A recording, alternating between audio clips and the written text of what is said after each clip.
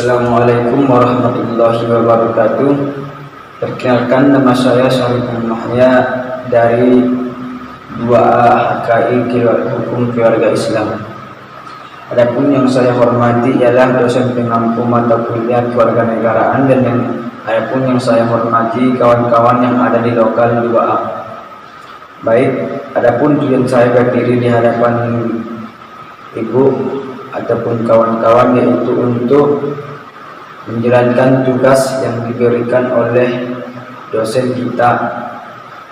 Baik, langsung saja kita akan membahas yang berjudul dengan supremasi hukum. Baik, adapun pengertian supremasi hukum ialah ada beberapa pengertian. Yang pertama ialah pengertian supremasi hukum.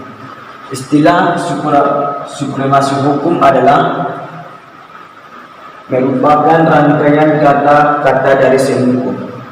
Kata supremasi dan kata hukum yang bersumber dari terjemahan dari bahasa Inggris, yakni kata supremasi.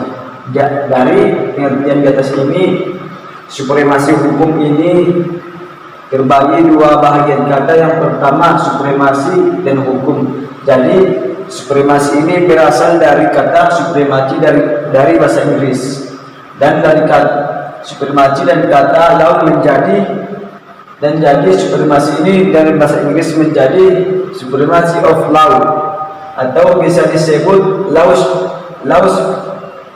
supremacy. Dan adapun pembahasan yang selanjutnya ialah fungsi hukum supremasi.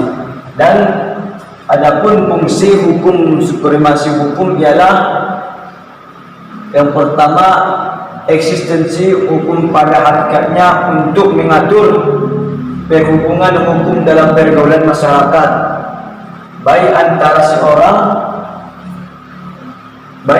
seorang orang yang satu dengan orang yang lain, antara orang dengan negara, dan mengatur hubungan lembaga-lembaga negara yang ada pada di Undang-Undang Dasar 1945, termasuk pelaksanaan pemerintahan secara keseluruhan. Khususnya dalam hal ini sangat penting untuk diperhatikan seluruh aparat penegak hukum. Jadi maksud dari diperhatikan seluruh aparat penegak hukum ini ialah poin-poin yang di atas ini. Harus, contohnya MPR harus memperhatikan poin-poin ini, harus sesuai dengan yang diinginkan masyarakat.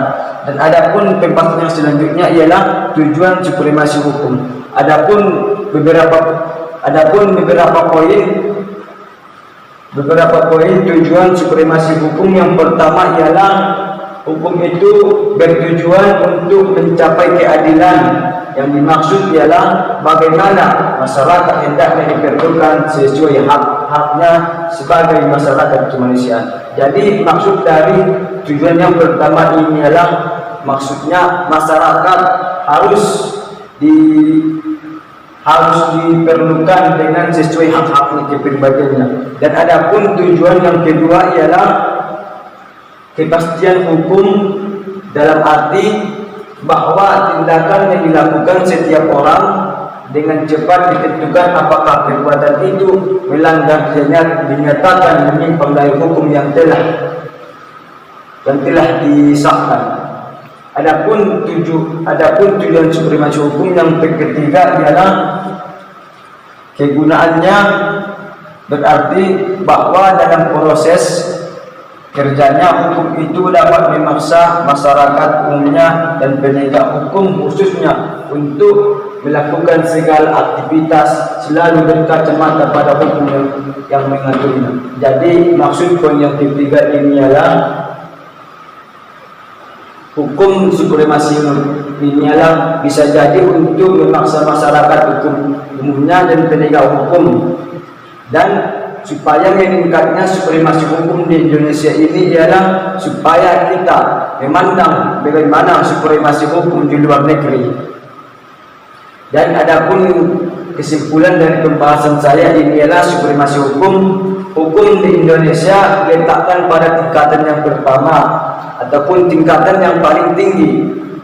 Tetapi di Indonesia ini dalam pelaksanaannya penegakan hukum di Indonesia